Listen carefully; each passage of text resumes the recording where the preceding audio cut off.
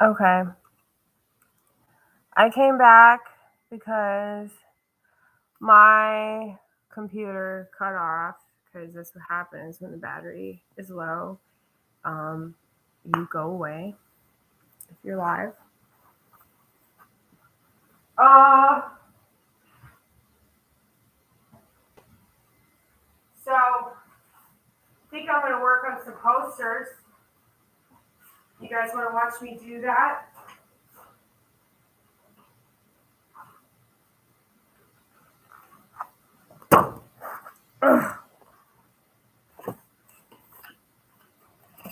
These posters got doused in coffee and and uh, marker.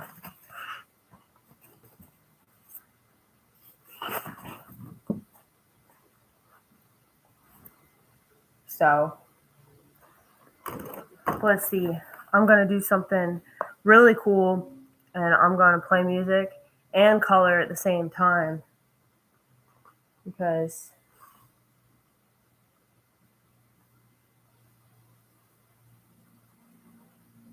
that's the way that I am. I do multiple things at the same time. Let's see.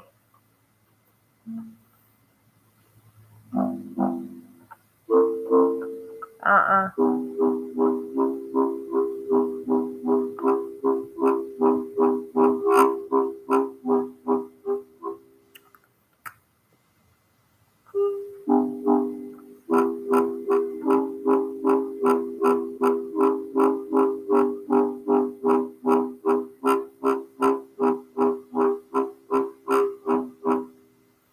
Can you see that? Can you see what I'm doing? That's what I'm doing.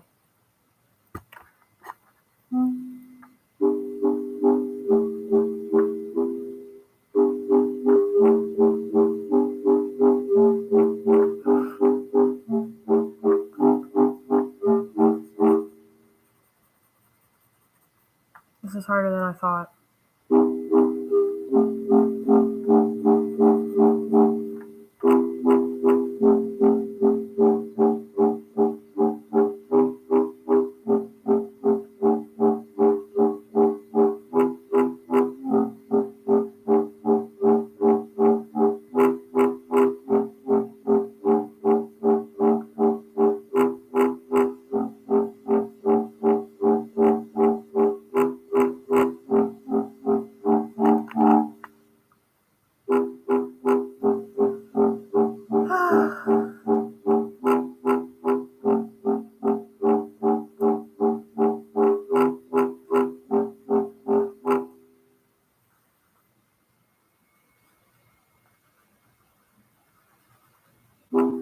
If I was like everybody else,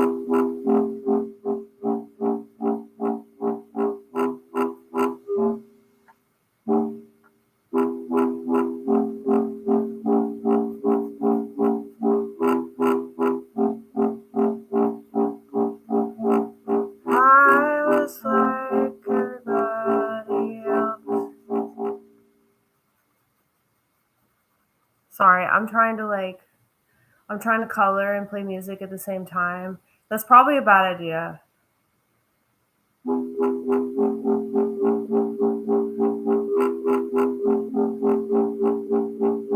But I just go with whatever bad idea that I have at the time. And I hope it works out. And I hope that God's got my back. He has thus far. And I hope that He doesn't let me go.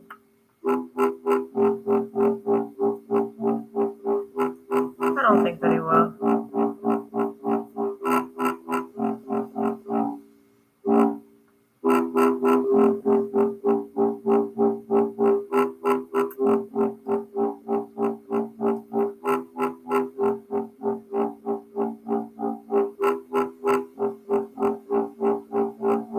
Sometimes I get so aggravated with the way that I am.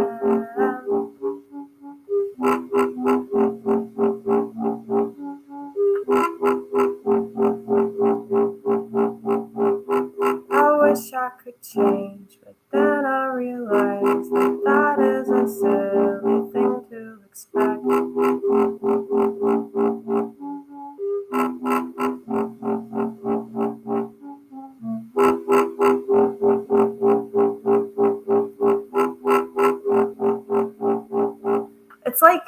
body type. Like your brain structure is kind of like your body type. And this is what I tell women that are like heavier, because they have the tendency to hate my guts because I'm skinny, so I don't have to deal with the pressure of, being fat.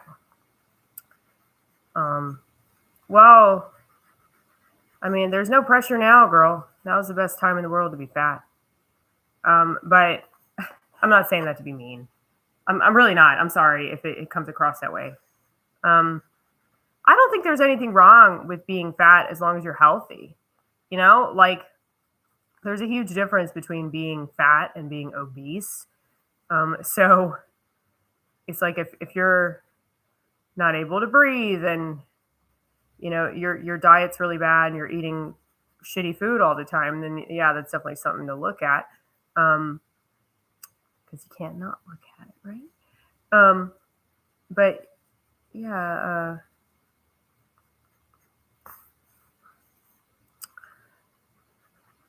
if your body type is a certain way though, then yeah, like if you're just naturally big boned, like you're probably not gonna not have big bones, right? Right? Well, I'm naturally really skinny, and so it really doesn't matter like how much I eat. I don't really put on much of it, And same with my brain. It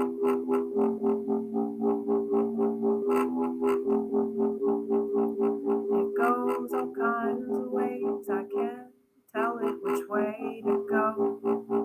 It would be way more convenient if you would just shut the fuck up. It would be way more convenient if you would just do what I say and just obey. But it cannot. If I am not successful at convincing myself to do things that would be seemingly better off in the long run, like getting up early, showing up on time, making sure that my clothes aren't dirty, things like that. If I can't even do that, if I can't convince myself to do that, I don't think anybody else can.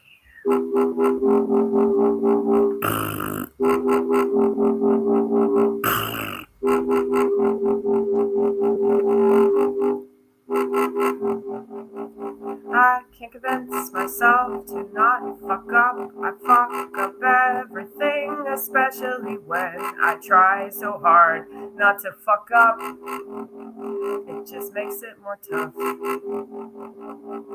tougher.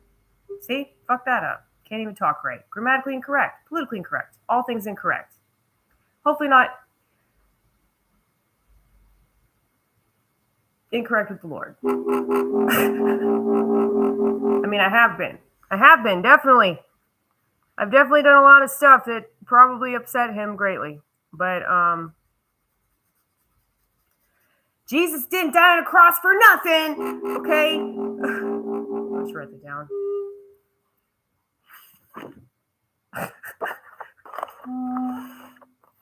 Okay, more Jesus posters. More Jesus posters.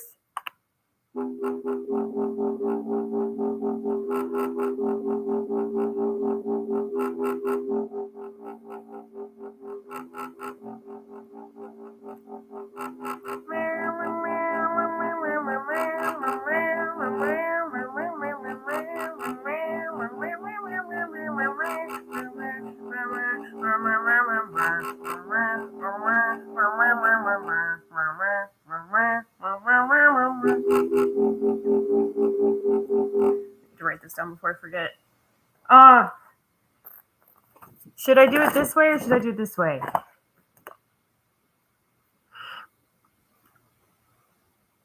I think I should do it this way. If it's like smaller words or shorter words, shorter words, I'll do it top to bottom rather than side to side.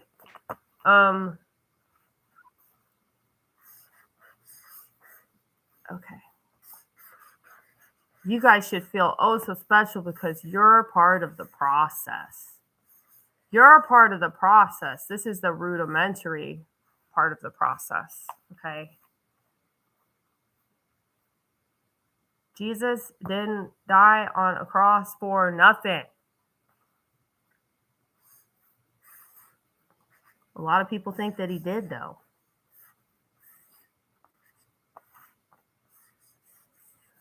Well, I think the problem with a lot of Christians,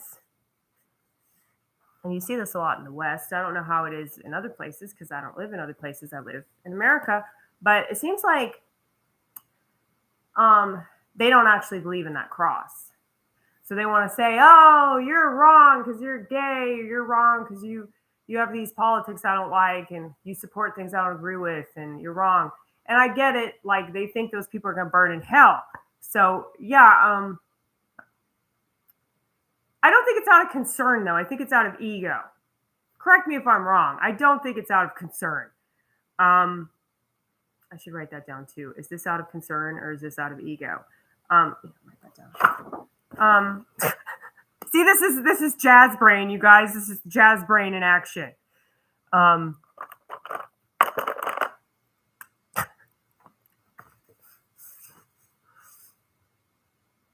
do I write that though?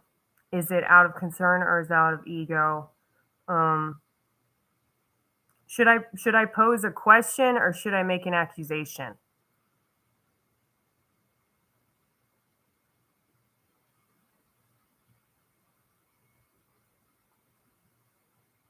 Probably.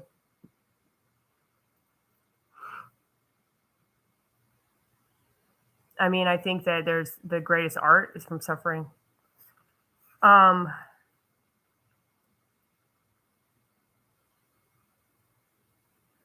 Okay. Is this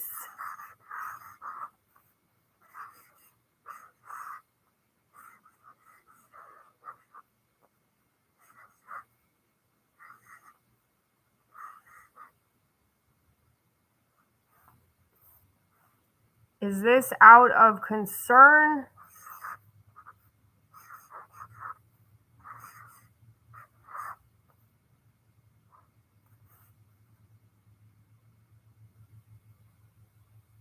I don't know. That's a good question. Congratulations for asking me a question that's made me ponder. That's amazing, dude. Most people do not know how to do that. Well, I do think about this a lot, like how suffering and sadness. I mean, we don't really understand comfort. We don't really understand relief.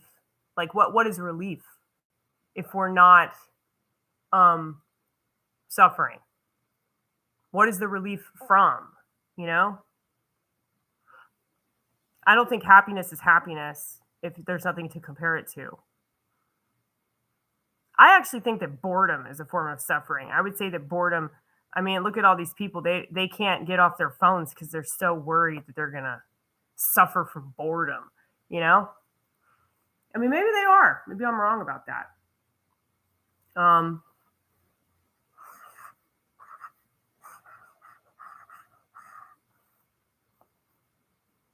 But I think that the people that run the world really want us to suffer because they get their rocks off watching us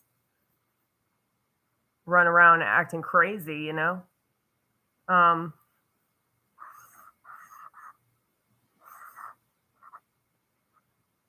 But I think this is a problem that a lot of people have with God. They're like, oh, why do you think you have to suffer? Like that makes you more likely to be accepted by God, because there's a particular psalm that is read a lot in the Orthodox Church. That's from Psalm 51, or that this one passage from Psalm 51: "A broken and contrite heart God does not despise." A sacrifice unto God is a broken heart. I think that it's all about humility, and I think that that's the purpose of it. I think that that's what a lot of people get wrong. so suffering isn't from like if to suffer makes you humble and it makes you reach out and ask for help, then I mean there's a reason why they use the word suffer when they're trying to sell pills, okay? It's because like that's a word that really like manipulates people. Um and they convince themselves they're suffering from whatever they're told they have. And then they really suffer from the side effects of medication. Way more than they ever thought that they suffered from ADHD or depression or whatever the fuck. I would say that like not being able to get out of bed because you're depressed is nowhere near the level of like akathisia, which is when you feel like your body's on fire. I would say that, yeah, millions of people experiencing that's way worse than not being able to get out of bed. It's way worse to feel like you're in a horror movie because that's how I hear it described. I mean, that's how Jordan Peterson. If it can happen to Jordan Peterson, what does that mean for the rest of us, dude? I mean, he's a leading psychologist and he's working for the system. So if that can happen to him, he definitely suffered from akathisia because of like benzodiazepine withdrawal. So if that's the case, then yeah, we're all pretty fucked. But yeah, suffering. I should look that up, like how much that word is used in the Bible. Hold on one second, since I have the internet handy. Suffering in the Bible.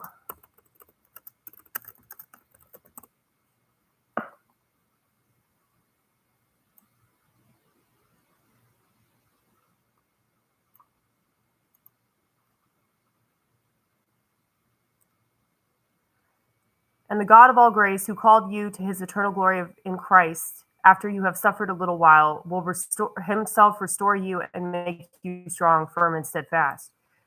That's from Peter 5:10, 1 Peter. Not only so, but we also glory in our sufferings because we know that suffering produces perseverance, character, and character hope. That's from Romans chapter 5, verses 3 through 4. Yeah, so perseverance, that's a good word to describe it. That I mean, I don't know if like ending suffering is really, I don't even know if you can do that. Just from a mental illness perspective, I mean, I know that this is an ongoing thing. It's a battle that you have to fight all your life, and that's okay. It doesn't have to be easy. I think that the people that, you know, they try to make it easy, they're just doing themselves a lot more of a disservice.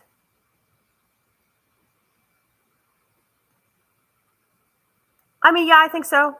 I think that you can be humble through happiness, but once again, back to my original point, how do you know what happiness is unless you've experienced the opposite of that?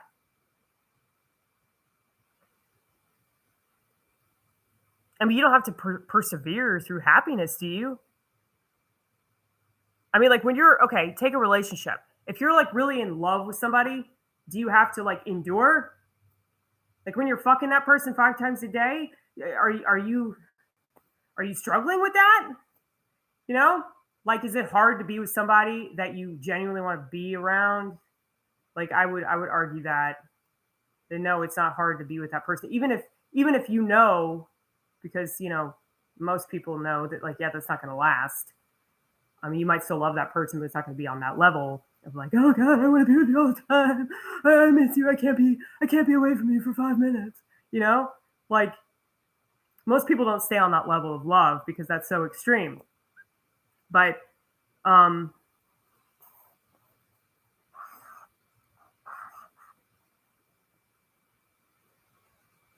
it's easier to stay with somebody when you're like ecstatic to be around them versus like when you're bored with them or you're, you know, not getting along with that person.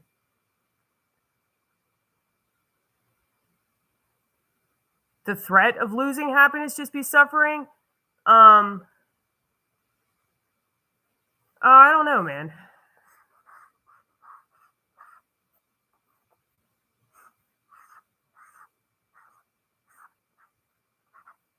What is happiness?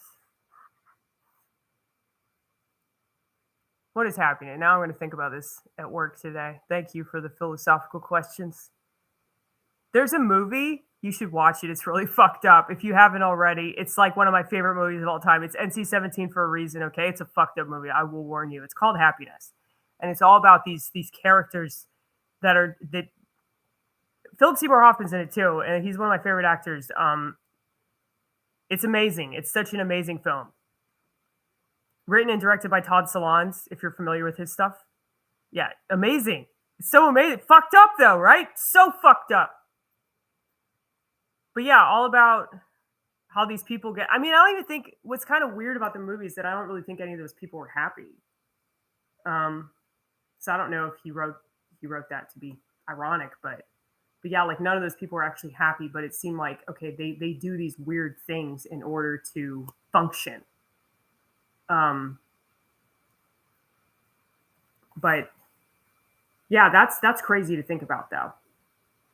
That like one person's happiness, like to a codependent person that doesn't know how to be alone, I'm out of my mind. Like I was talking to this girl I go to church with who's like, she told me, she's like, I don't know how to be alone, Amy. Like you need to teach me how to be alone. And I'm like, I don't think I can, girl.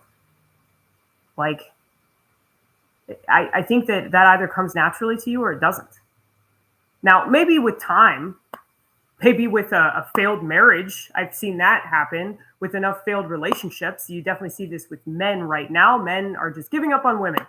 And it's because women have already given up on men. That's why that's happening. And it's not just because of politics. I think it has to do with politics, but I think it has way more to do with our habits. So when people can just watch TV and they can jerk off to pornography, like what's the point? The whole AI relationship, you can just do that.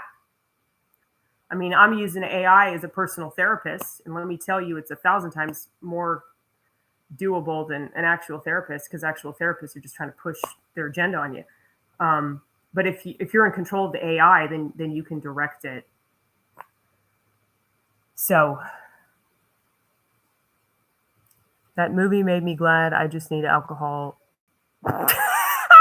Good for you, dude. Good for you. I wish alcohol could do that for me. It just turns me into a drunk. It just turns me into a horrible person. But I'm so happy for people that have that. I'm so happy for people that can just like enjoy beer, you know? Like I'm a little jealous of that because I really, really like beer. I really miss beer. But I know that I'm not the type of person that could just do that. I wish I was, but I'm not. But yeah, like when I was like an alcoholic, like when I relapsed in 2010, I took a little break from liquor and I was like, okay, beer only, right? That's actually in the big book of Alcoholics Anonymous. That's like one of the methods to like try to curb your drinking is like just drinking beer only. And I still ended up waking up in urine. Okay, imagine that.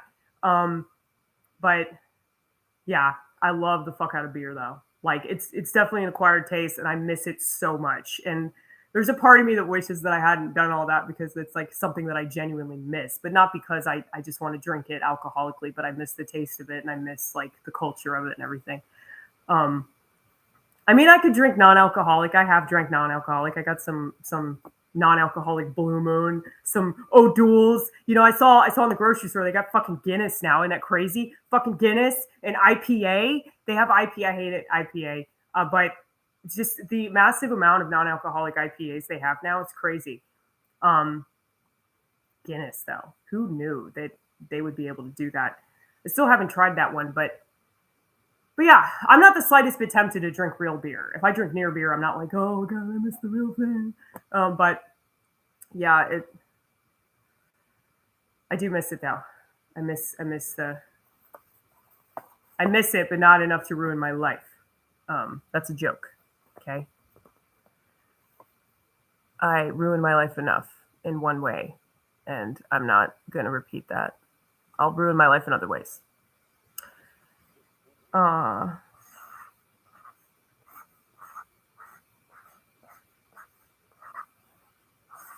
What's your favorite drink?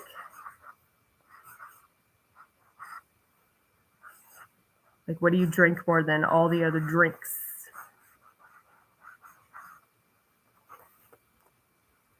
Beer. Fuck yeah. Yeah, see, beer is like there's such a comfort to beer. It's a lot like weed. I think that with alcohol, like um beer is the type of alcohol that's the closely related to weed. Like it's the closest that I could relate to smoking marijuana. Like just the way that people smoke together. Um or the way that you can just relax, like smoke a joint, watch some TV, or like drink a beer, watch a baseball game or some shit. You know what I mean? Like there's just something about it that's so American. Drinking a beer and watching baseball is like the most American thing that you could possibly do. And I don't know. It makes me understand sheep.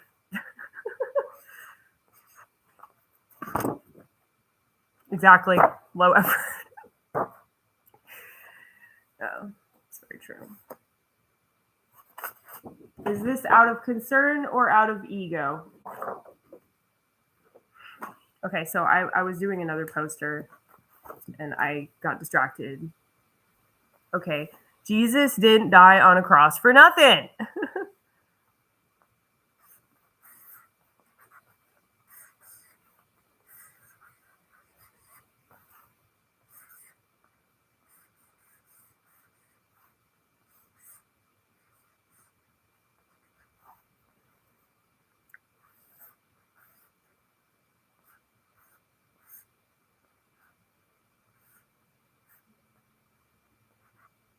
My favorite part of doing these posters is just like doing the letters.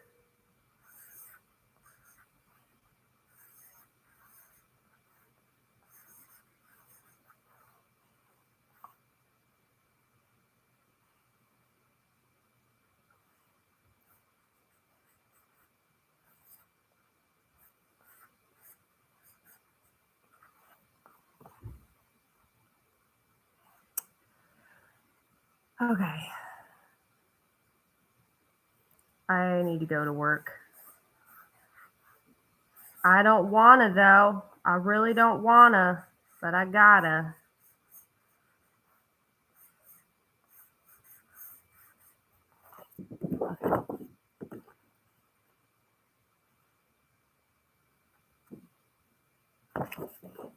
Don't judge it based off of its rudimentary stage. Okay. I make the mistake of doing that, and then I remember that I can still finish the poster. So I'm still working on this. Yeah, I should turn my keyboard off. This one says quintuple down.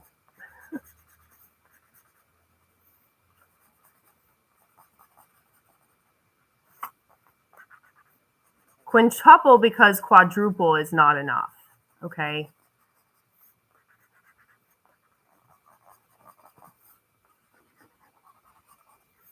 If you do something 5 times the original amount, you really mean business. And that's the thing. Anytime that somebody tries to control me and they tell me, you have to do it this way, I'm like, you know what? I'm going to do it extra my way. Because there's nothing that pisses these people off more than doing exactly what you're doing, even more. What would be your response to Jesus? He was a communist, actually. Booyah! Didn't expect that one, did you? You should read Acts. A lot of people say he was a socialist. I don't agree with that. He was a communist. If you, this is actually in the Orthodox, one of my little like introduction to Orthodoxy books. It talked about how the book of Acts describes like when Jesus comes back and he lives with his disciples, he shows them how to live, and it's communist. Because it's all about community. Nobody is above anybody else. They all take care of each other. They all have their own gifts and they provide. I mean, the whole like sell all your possessions and give to the poor. That's why, okay, so when the rich man asks Jesus, like, what am I supposed to do? And he tells him that very thing, he doesn't like it. And he said that's where that passage comes from, that it's harder for a rich man to enter the kingdom of heaven than it is for um, a needle to go through the eye of a camel, something like that. Um, I'm fucking up the phrase, but it basically it's hard for rich people to get to heaven because they're so attached to their worldly stuff. Um, so yeah, a lot of people don't like that. A lot of Christians in the West don't like that. So I just don't think they're reading the Bible. If they are reading the Bible, they're reading parts of it that they like, and the rest of it they're completely discarding because it doesn't go along with their worldview. And then they say things like, "Well, this world is different now," and it's like the same thing when they talk about women preaching in the church. They say, "Well, that's dated," like women were oppressed back then. But the whole point of women not preaching in the church is because women were responsible for the original sin. So, and if you just look at the way that your average modern woman behaves, it's not hard to see why. So, whether you believe in the story of creation or not, you can think that Adam and Eve, that was a load of crap. You can think that all you want, but it's like if you look at the way that women behave, it's very obvious that they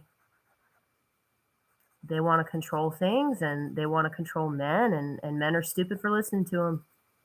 And it's crazy though. I think about this all the time. Like, Adam didn't have any reason to believe Eve other than the fact that like she was his companion, but it's not like he wanted pussy from her. I mean, they weren't naked yet, or they didn't realize they were naked yet. They didn't realize they were naked until they sinned. And then they were like, fuck, we need clothes. And then they ended up killing an animal to clothe themselves. So yeah, anyway. I'll double down. I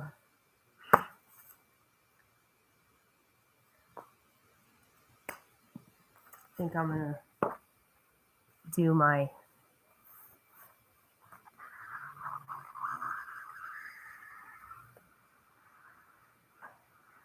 favorite thing.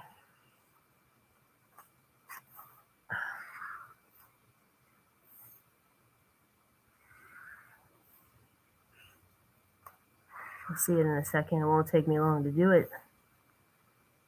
But in case you're not familiar with my art, it's very indicative of like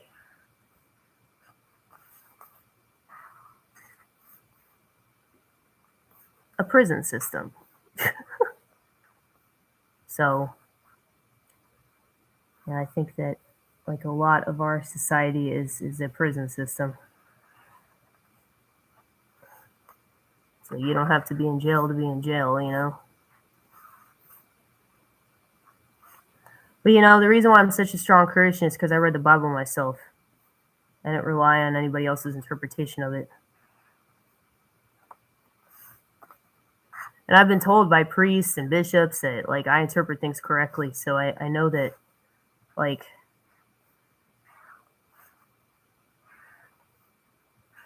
I've got to be doing it right if I'm getting the approval of the fucking clergy,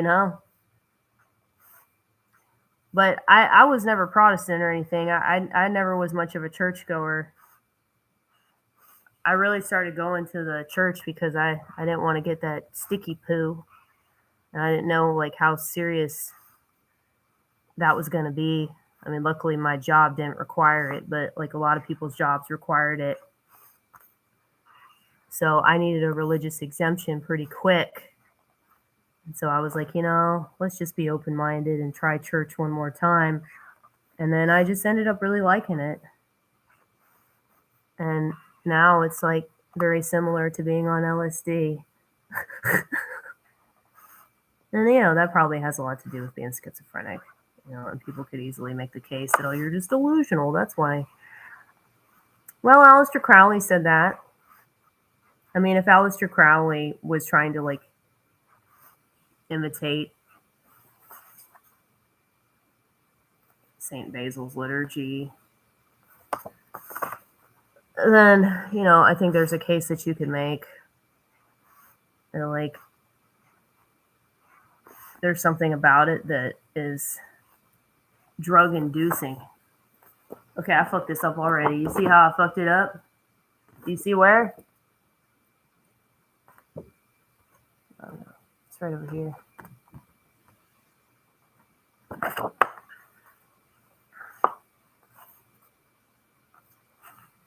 It's okay though. It doesn't look right. Here, I'm gonna do this. Let's see. Let's add another one.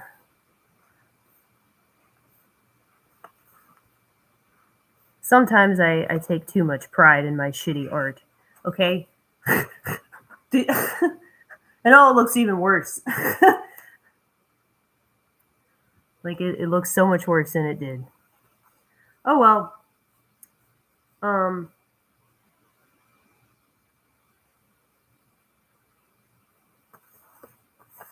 Quintuple down.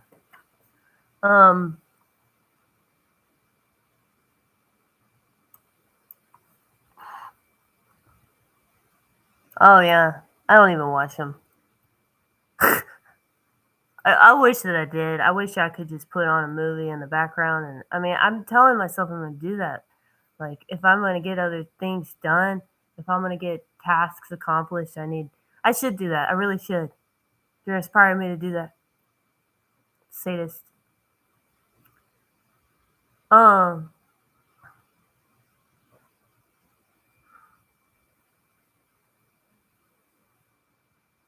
Yeah, I mean, that's what I do. I read it for myself.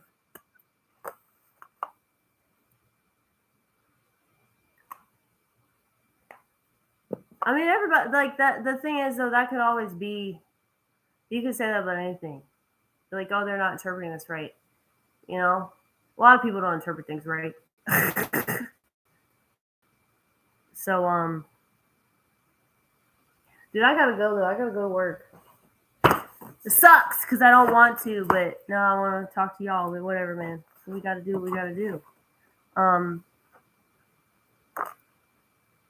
Yeah, I'd much rather read the Bible myself. I mean, I still read it.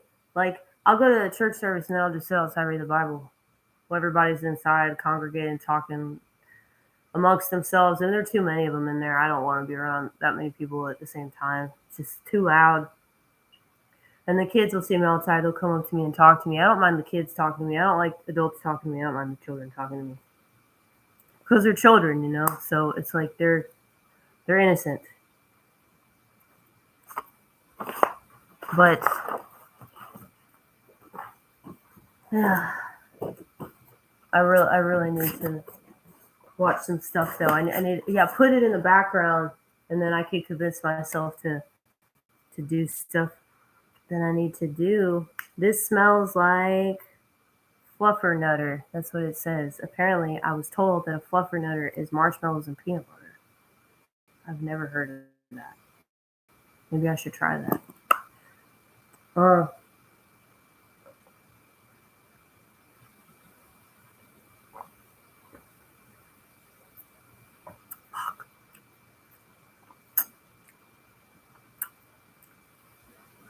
That is so much cacao, you guys.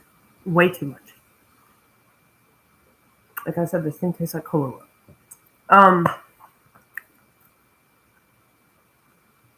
Blank face babies. What does that mean? I don't know what that means, honey. You're gonna have to explain that.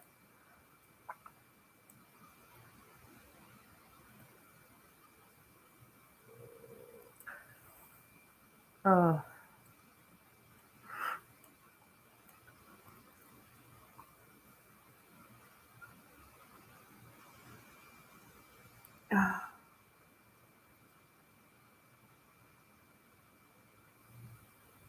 Okay. Well, you can be weird without me, honey, because I gotta go to work. Okay. I'm not getting high. I just want to smell it. Okay. It smells good. Anybody that denies how good a Sharpie smells is lying. They're lying to themselves and they're lying to everybody else. And they don't even know it. Anyway, I don't get high from this. Like, do you just have to keep sniffing it to get high? Because that's not what's happening over here. Okay. Anyway, look. I got this whole thing. So it was marked down. It was like $6, dude. That's an insanely good deal for 12 giant Sharpie pens. Okay. Anyway, I'm gonna go to work, but y'all have a nice day, I guess, a nice evening, whatever time it is where you are. But I'll talk to you later. Goodbye.